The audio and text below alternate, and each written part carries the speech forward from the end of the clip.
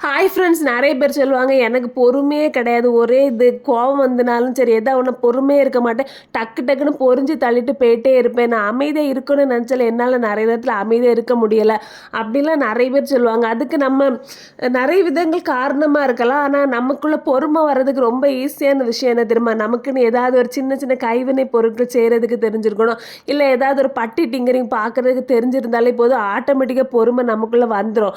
ஏன் தெரியுமா? ஒரு விஷயத்தை நமக்கு செய்கிறதுக்கு அவசர அவசர கதியில் நம்ம எதுவுமே செய்ய முடியாது. ஒரு பொருளை நம்ம செய்ய உட்காரும்போது அதை அழகாட்டு ரொம்ப ஃபினிஷிங்காக கொண்டு வரணுங்கிறது எல்லாருமே நினைப்போம்.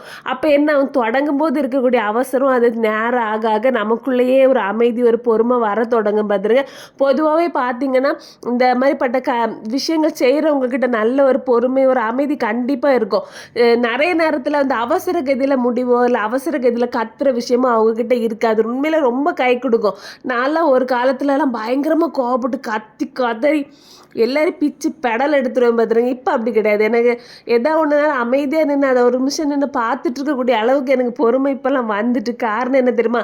இப்படி ஏதாவது ஒரு பட்டிட்டிங்கிறோ இல்லை ஏதாவது கையினால செஞ்சுட்டு அப்படியே நேரத்தை ஓட்டுறதா. வீடியோ பிடிச்ச லைக் பண்ணுங்கள், மறக்காமல் சேனலை சப்ஸ்கிரைப்